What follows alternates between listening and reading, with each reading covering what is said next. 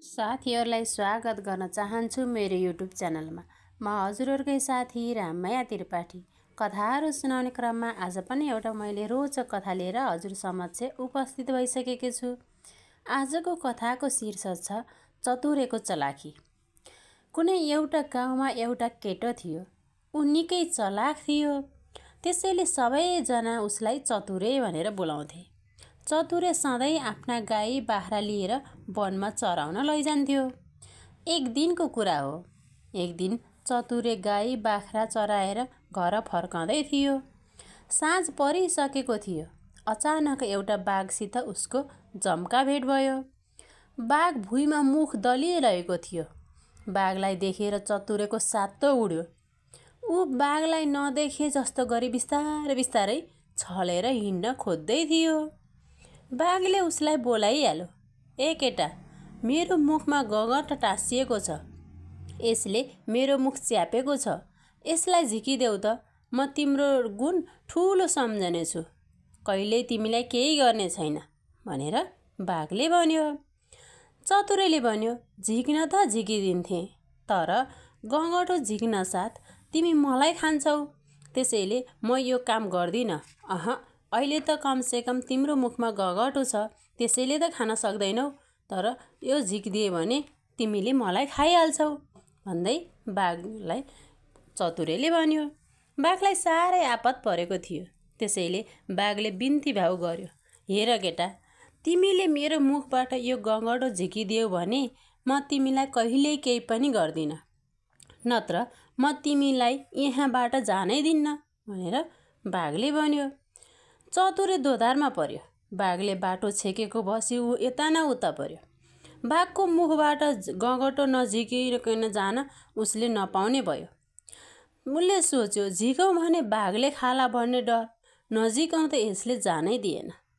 उसले बाघलाई पुरा बाचा गराइसकेपछि त्यसको मुखबाट बसेको गगटोलाई लौराले हिर्काएर भुइँमा झारिदियो।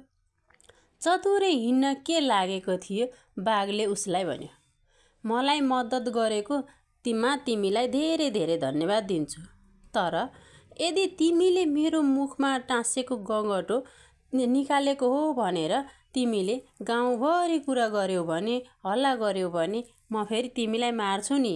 तिमीलाई कतै देखेँ भने नि झम्टेर खाइहाल्छु भनेर बाघले भन्यो। होइन होइन, त्यसमा तिमीले धन्नै मान्नु पर्दैन, म कसैलाई पनि केही भन्दिनँ भनेर चतुरेले हतार हतारमा भन्यो। आफ्ना गाई बाख्राहरू अघि अघि सार्दै चतुरेले त्यहाँबाट छिटो छिटो छिटो छिटो गरी गाउँतिर लम्कियो। गाउँमा पुगिसकेपछि उसले बाघसित भएको कबुल सम्झना साथ सबैलाई बताउँदै हिँड्यो। गाउँमा चतुरे बाघको पन्जाबाट फुत्केर आएको कुरा गाउँभरि फैलियो।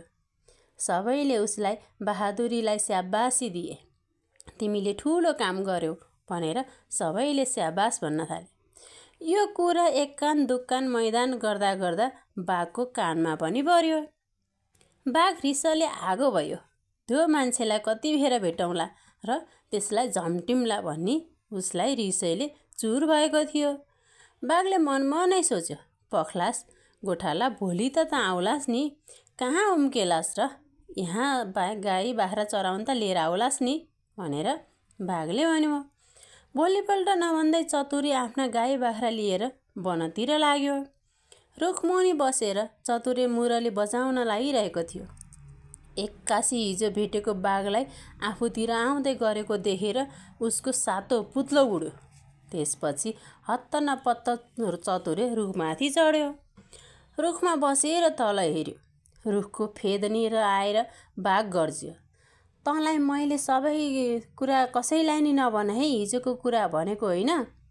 कसैलाई नि नभन्नु भनेर पठाएको, तैँले किन हल्ला गरेको? तँलाई आज नमारी म छाड्दिनँ के रे भनेर बाघले चतुरेलाई भन्यो। हिजो बाघको बारेमा गाउँमा भएका कुराहरू गरेछु, मैले बेकार गरेछु भनेर चतुरेलाई पछुतो पनि भयो। तर अब यो बाघको फन्जाबाट कसरी उम्कने? पछुतो मानेर बस्ने समय पनि थिएन। ज्यान त जोगाउने उपाय खोज्नै पर्थ्यो उसले। के गर्ने होला भनेर ऊ सोचिरह्यो। ज्यान जोगाउने उपाय उसलाई खोज्दा उसले केही न केही उपाय लगाइहाल्यो, किनकि ऊ चतुरो थियो, बाठो थियो। ऊ हत्तपत्त रुख चढेर उपाय सोचिहाल्यो। चतुरेलाई ज्यान जोगाउने उपाय फुरिहाल्यो। एक्कासी आफूले लगाएको कमिजको गोजीतिर हात हल्लाउँदै ऊ कराउन थाल्यो, आइया आइया, ए आइया बा नटोक, आइया बा आइया, फेरि टोक्यो, नटोक न भने भन्दै उसले शरीरभरि कनाउन लाएजी गर्यो। बाघले अचम्म मान्दै सोध्यो, ए केटा, के छ तेरो गोजीमा त्यस्तो? त त्यसरी कराहास् त, के छ भनेर बाघले सोध्यो। त्यसपछि चतुरैले जवाफ दियो, हेर न, हिजो तिम्रो मुखबाट बसेको गहगटो गोजीभित्र राखेको थिएँ। अहिले तिम्रो बोली सुन्न साथ तिमीलाई टोक्न जान पर्यो भनेर गोजीबाट निस्कन खोज्छ। म ननिस्कनलाई यही थुनिराखेको छु, निस्कन दिन्न भनेर जति बल गर्छु, तर ऊ त झन् मलाई नै टोक्न लागिरहेको छ। मलाई छोड्दे भन्दै त्यसैलाई टोक्छु भन्दै यहाँ मभन्दा अगाडि आउन खोज्छ। तिम्रो बोली सुन्न साथ झन् झम्टिन पो खोज्यो भनेर चतुरेले भन्यो। चतुरेको यति कुरा सुन्न साथ बाघको सातो पुत्लो उड्यो। बाघ त्यहाँबाट कुलिल्लम ठोक्यो। अब त लौ फेरि मलाई हिजोको जस्तै आपत पर्ने भयो भनेर त्यहाँबाट भाग्यो। त्यसपछि चतुरेलाई त्यहाँबाट उम्कन सजिलो भयो। अनि त्यस दिनदेखिबाट चतुरे ढुक्कसँग दिनहुँ गाई बाख्रा चराउन उसलाई जान सजिलो भयो। साथीहरू, आजको यस चतुरेको चलाखी कथा सुनेर पक्कै पनि मनोरञ्जन लिनुभयो होला। कथा अन्तिमसम्म सुन्नुभएकोमा हजुरलाई पनि धेरै धेरै धन्यवाद। यदि हजुरलाई कथा मन परेमा लाइक सेयर पनि गर्न सक्नुहुनेछ।